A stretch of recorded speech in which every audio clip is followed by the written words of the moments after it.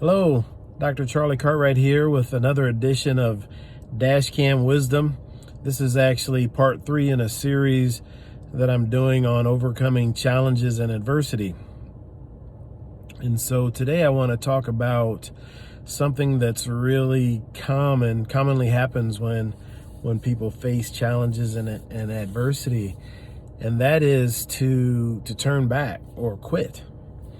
And it's part of human nature.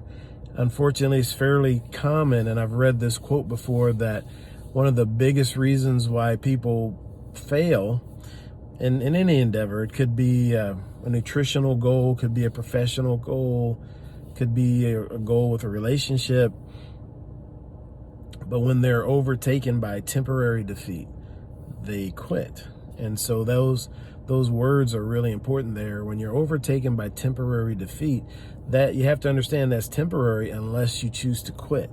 Then it becomes permanent. There's a household name. Steve Jobs is a household name. Steve Wozniak, household name. A couple of the founders of Apple, but there are actually 3 people that started Apple. And a lot of people don't know about the third person. His name was Ronald Wayne. Why isn't Ronald Wayne a household name like Steve Jobs or Steve Wozniak? Well, in 1976, he decided to quit. Sold his shares back for, in 1976, he sold his shares. He had, I believe he owned 10% of the company, and he sold that for $800.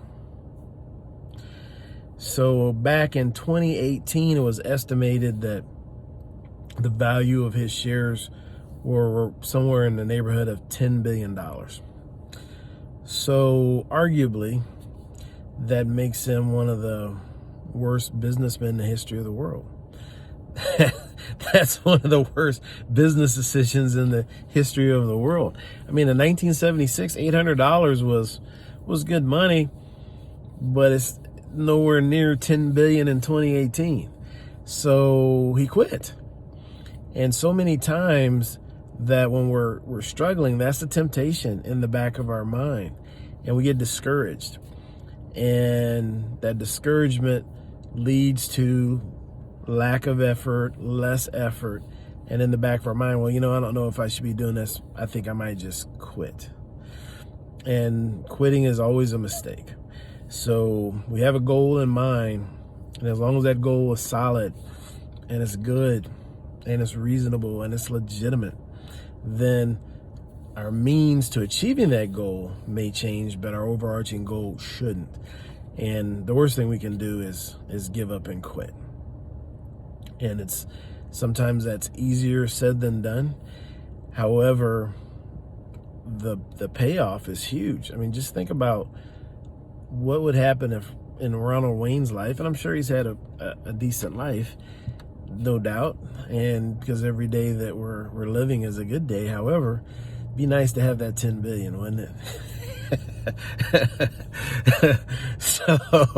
so anyway, we miss out on the prize when we quit. So one of the things, the strategies that to really focus on to help you stay the course is to figure out your why. Why are you doing this? Why is this goal important? Why is it worth believing in and ultimately achieving? And that's something you have to figure out for yourself, your why. But your why has to be strong. If you have a strong enough why, then you'll be able to endure anyhow. But your why has to be super strong. And so for me, my why is love of family, and I want to really leave a legacy, a financial legacy for my family is really important to me. To set a good example, is really important to me, not just to my immediate family, but my relatives, to show, hey, here's what's possible, here's what can be done. And long after I'm gone from this earth, I want my impact to remain for generations. That's a big why for me.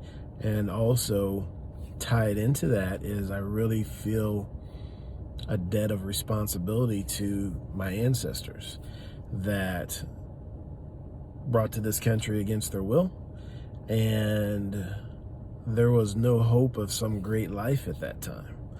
So they survived, and they didn't quit, and they gave the next generation an opportunity, and the next generation an opportunity, and the next generation an opportunity, and that ends with me and what I'm able to do with it.